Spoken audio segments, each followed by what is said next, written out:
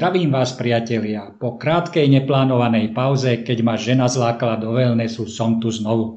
Posledný víkend bol fajn. Trafili sme 2 z 3 zápasov a momentálne sme na yielde 9,4% a návratnosť našich investícií je 5,3%.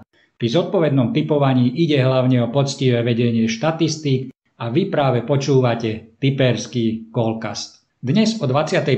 hodine nášho času uvidíme zápas 3. najvyššej anglickej súťaže League One.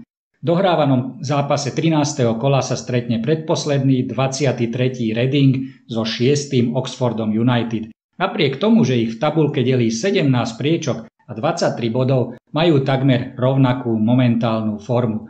Motivácia tímov je tiež evidentná. Reading má v tabuľke minus 5 bodov kvôli finančným problémom, čiže musia začať zbierať body, aby sa vyhli zostupu.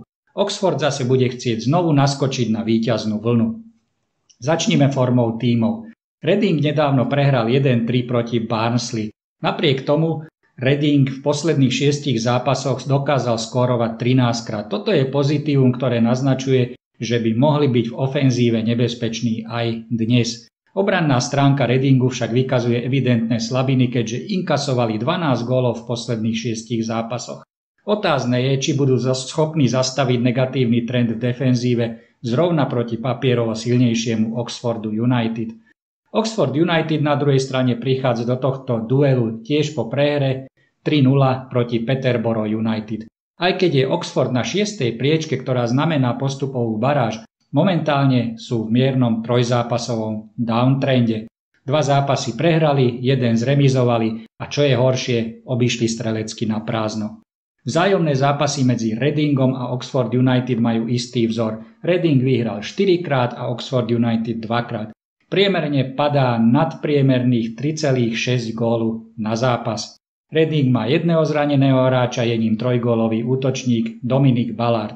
Naopak Oxford United nemá žiadne zranenia a vyberá zo zdravého kádra. Tento zápas má silnú tendenciu byť gólovo plodný. Zlepšiť sa potrebujú obaja dnešní súperi. Reading, ktorý ešte v lani pôsobil v Championship, by nerád padol o 2 ligy za 2 roky. Na druhej strane, ak to myslí Oxford s postupom vážne, musí sa zlepšiť v ofenzívnej činnosti. Kurs na viac ako 2,5 gólu sa mi zdá posadený vysoko, čo je pre nás dobre.